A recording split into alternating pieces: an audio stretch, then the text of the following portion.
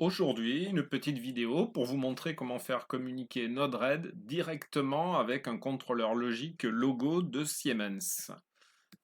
Niveau organisation matérielle, un ordinateur avec Node-RED, un logo de Siemens, une liaison Ethernet filaire entre les deux, une communication de type S7COM, donc le protocole standard de Siemens. Et pour terminer, une analyse de quelques trames Ethernet entre les deux pour voir le contenu des messages. Allez, je commence du côté logo avec l'environnement de programmation Logosoft Comfort. Je crée un nouveau projet et je vais paramétrer tout de suite la connexion Ethernet. Alors, je définis bien sûr l'adresse IP de mon logo, donc 209 à la fin. Et je vais rajouter en connexion Ethernet une connexion serveur de type S7, que je vais paramétrer avec, très important, le TSAP, c'est-à-dire le point d'accès au service transport. Ce sont l'équivalent d'adresse, en fait, que je dois saisir de part et d'autre, client et serveur. Alors, pour mon serveur, c'est-à-dire le logo, alors déjà, je vais définir qu'on peut lui accéder de l'extérieur, c'est-à-dire accepter toutes les demandes de connexion, qui seront les connexions de Node-RED. Et je vais définir une adresse pour ce client Node-RED, par exemple 3.0. OK. Je valide.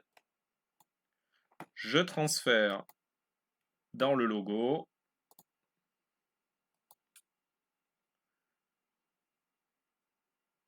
Et c'est fait. Passons du côté Node-RED.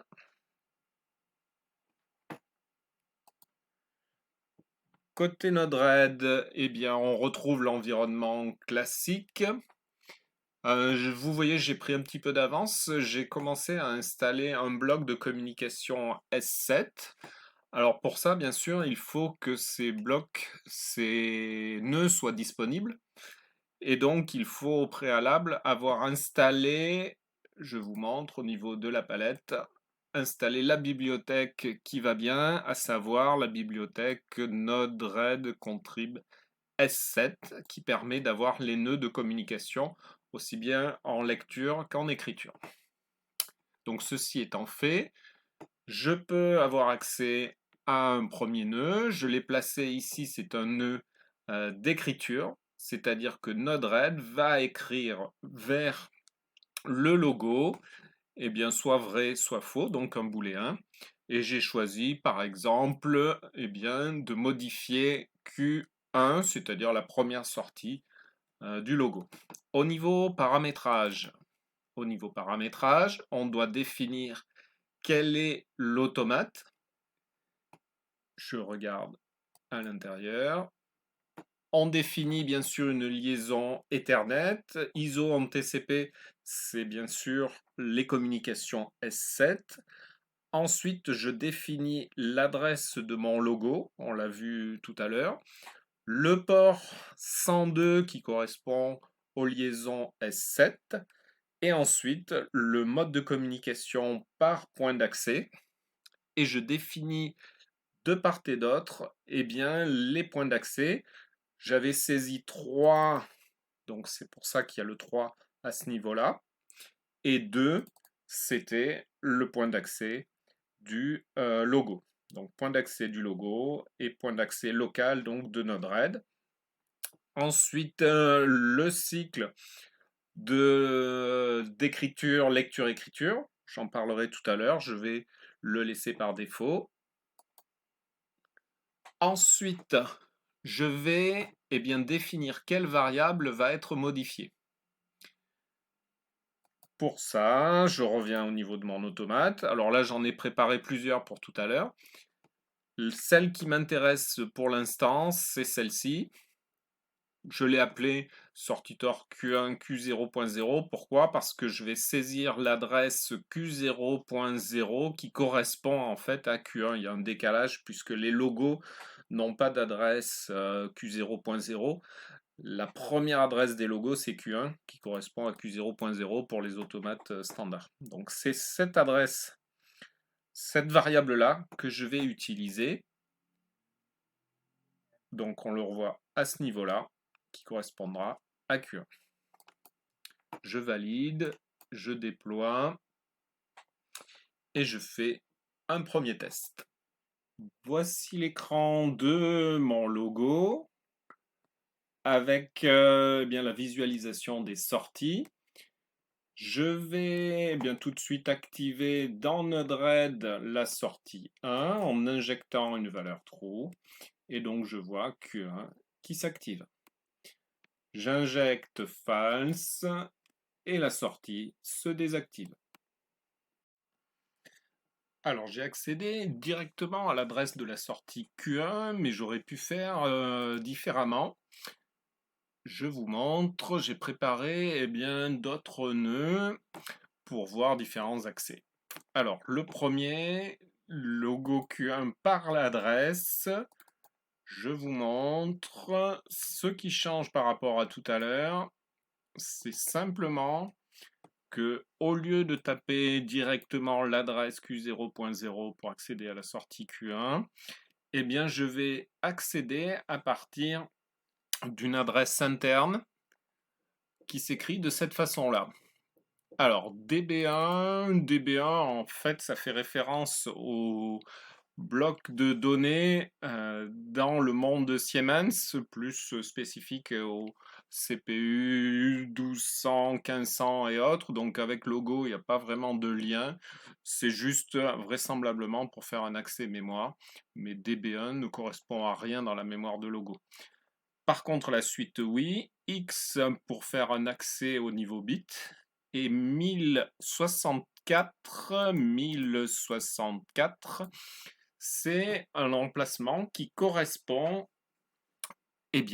à cette sortie Q1. Alors vous allez me dire, mais comment savoir ça? Quelle est la correspondance entre toutes ces adresses? Il suffit d'aller dans l'aide en ligne de logo soft que je vais mettre au premier plan. J'efface Node-RED et je mets, voilà.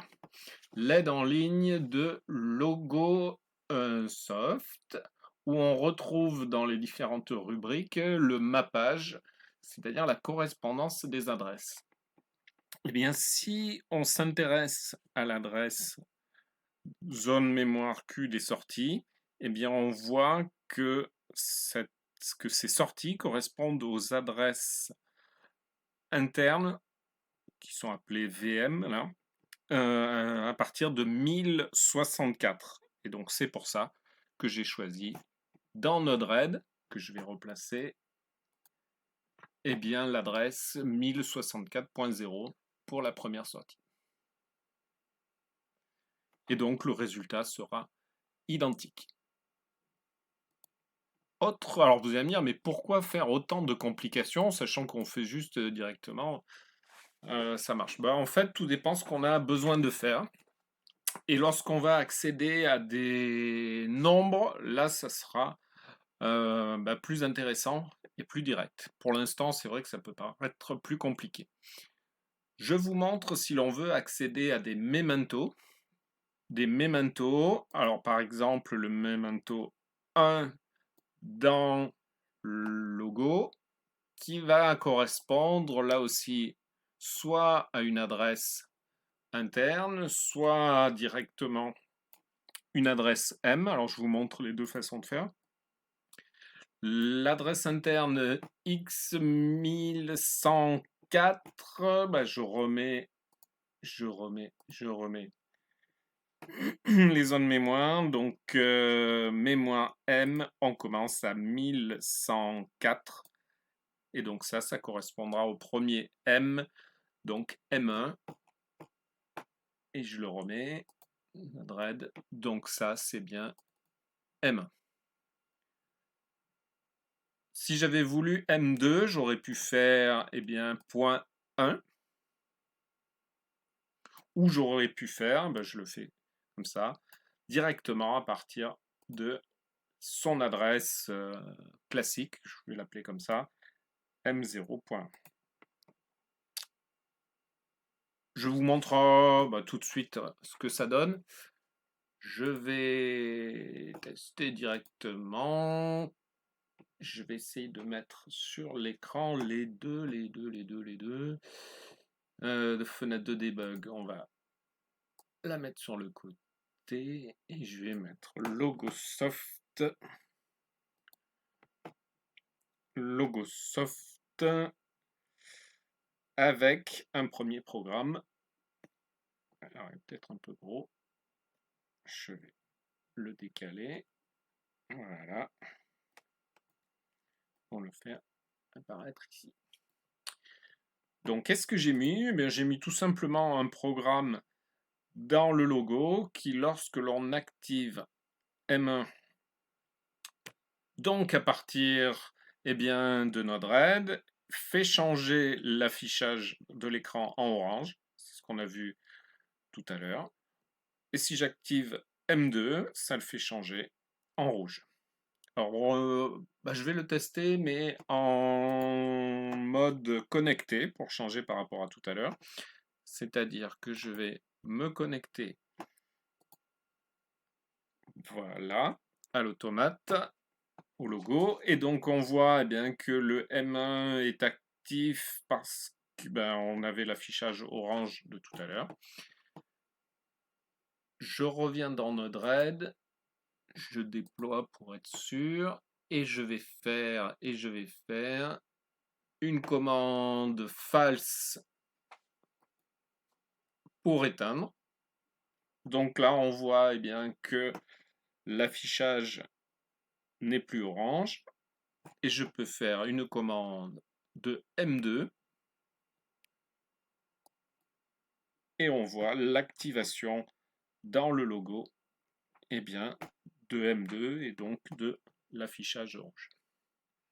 Voilà, alors je vous ai montré jusqu'à présent des opérations d'écriture de Node-RED vers le logo, de booléen en l'occurrence. Je vais vous montrer maintenant une opération de lecture de Node-RED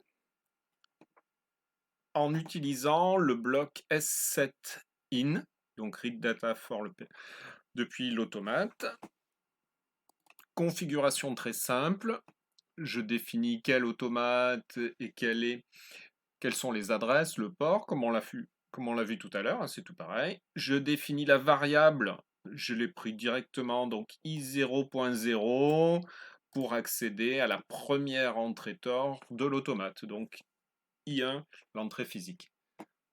Voilà, et ensuite je vais faire afficher le résultat, soit vrai, soit faux, dans une fenêtre de debug que je vais ouvrir.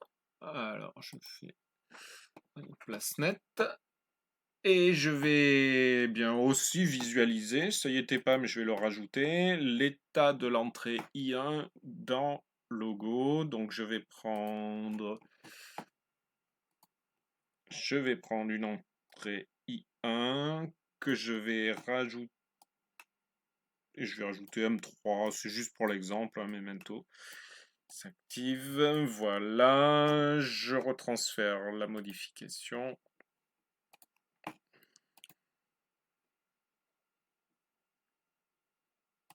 C'est parti, visualisation dynamique. Voilà.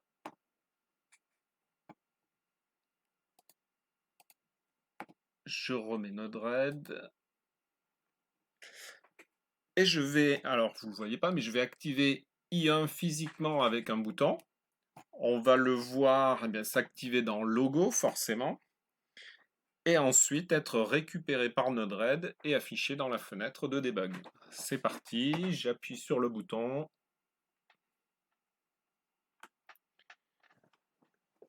L'entrée I1 a été activée. Lecture dans Node-RED de cette entrée. Et on affiche la valeur correspondante. Si je relâche le bouton, false, donc on l'a vu au niveau de logo, false, et bien sûr récupérer au niveau de Node-RED false dans la fenêtre de debug. Alors, pour continuer, je vais vous montrer comment travailler avec des valeurs numériques. Donc, je vais faire dans un premier temps une écriture de Node-RED vers l'automate et je vais écrire dans une zone mémoire correspondant au memento analogique de logo. Le premier, le AM1. Et dans Node-RED, je vais choisir d'injecter soit 7, soit 12 au hasard, hein. Et ce 7 ou ce 12 vont être récupérés dans le logo. Alors, comment ça va se faire? Ben, il faut paramétrer bien sûr le bloc. Le bloc d'écriture, eh bien, je l'ai paramétré pour accéder à l'adresse interne de logo, donc adresse interne en écrivant db1. Ensuite, en définissant le type de données, donc ici int pour entier, et l'adresse 1118. Pourquoi 1118? Ben, il faut retrouver le tableau qui va bien. Le tableau qui va bien. Il est caché. Je le mets là. Et dans ce tableau, on voit que la zone AM commence à 1118. Et donc AM1 sera bien sûr la première case. Donc j'ai défini cette adresse dans Node-RED que je remontre. 1118, je valide. Et je vais récupérer maintenant dans logo. Dans logo, je fais apparaître. Je vais récupérer donc à M1. Alors, je l'ai déjà préparé. Au-dessous, je le montre. Voilà. Je récupère le memento analogique à M1. Puis je vais faire, c'est juste un exemple, une multiplication par 2. Et récupérer ce résultat x2 dans un autre memento analogique AM2. Et je vais même faire la totale dans Node-RED. Et bien récupérer ce AM2. Je remontre Node-RED.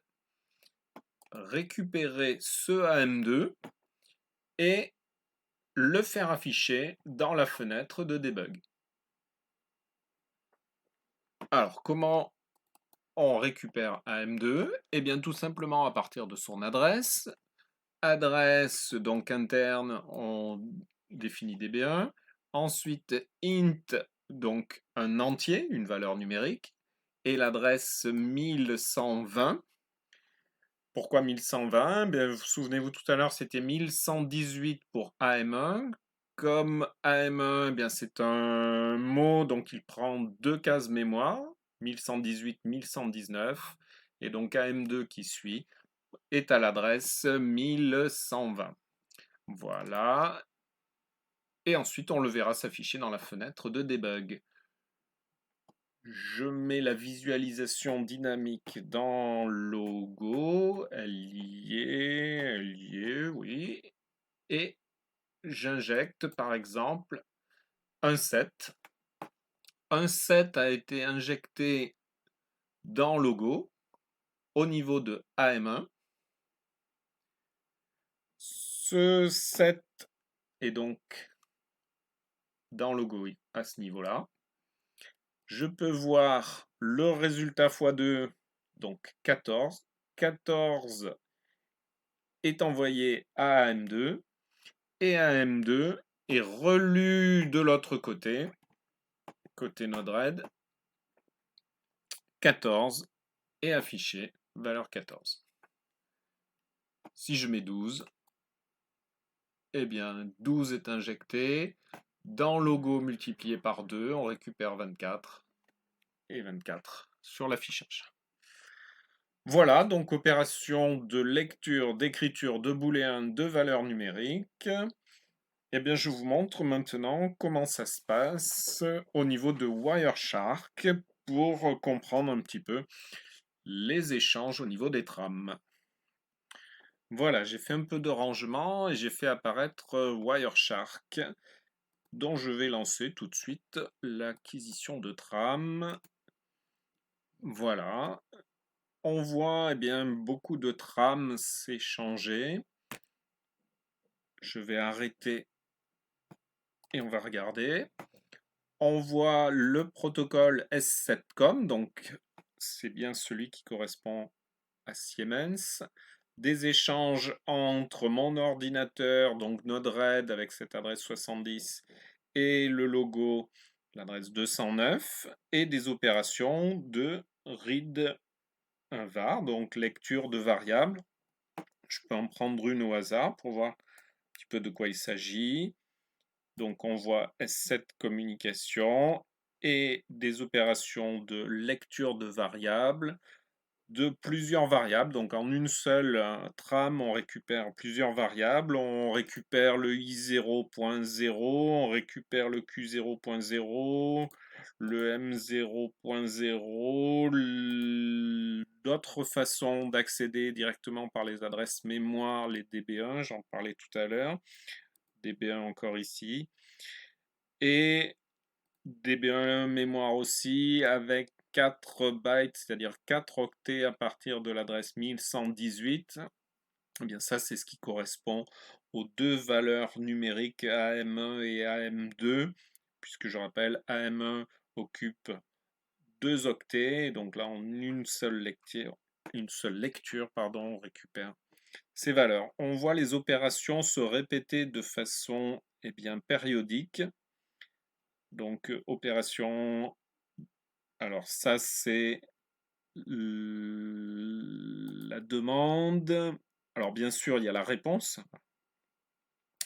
La réponse qui apparaît à ce niveau-là et qui donne les valeurs demandées. Donc les datas, ce bit vaut 0, celui-là vaut 0, etc. Cette valeur vaut 7, l'autre vaut 14, donc E au niveau des deux valeurs récupérées, valeurs numériques. Et ces échanges se déroulent de façon périodique. Donc si je reprends une question et l'autre question qui apparaît par la suite, eh bien on voit un écart de temps de 500 millisecondes, 0,5 secondes. 0,5 secondes qui correspond eh bien, dans Node-RED à la période qui avait été définie 500 millisecondes pour le temps de cycle à ce niveau-là. Je vais l'augmenter volontairement pour plus le voir apparaître. Update, down, déploie. Je relance l'acquisition. Donc là, on ne voit plus de trame S7COM. Bien sûr, il y aura des trames S7COM si je fais une opération d'écriture. Donc je vais reprendre une écriture toute simple. Par exemple, écriture de Q1. J'arrête. Et on voit bien, que Node-RED a demandé à l'automate une opération d'écriture. Écriture de quoi? Eh bien, de Q0.0, donc c'est-à-dire la première sortie qui est identifiée Q1 dans logo, un seul bit avec une valeur data, où est-ce qu'elle est? Elle est là, data qui vaut 1, c'est-à-dire le trou que j'ai injecté. Je pourrais faire l'opération inverse false, et on retrouve bien Vract, var. Alors, on voit pas tout là. Je remonte. Data 0. Donc une demande d'écriture de false. Donc voilà, bien quelques exemples d'analyse de trame. Alors l'outil peut paraître compliqué, il est surtout très intéressant quand ça ne fonctionne pas. Ça permet de voir ce qui se passe et de décortiquer les échanges. Donc voilà, eh bien quelques exemples d'utilisation de la liaison, de la communication entre Node-RED et un logo. Eh bien, je vous laisse faire joujou et je vous dis à bientôt pour de nouvelles vidéos.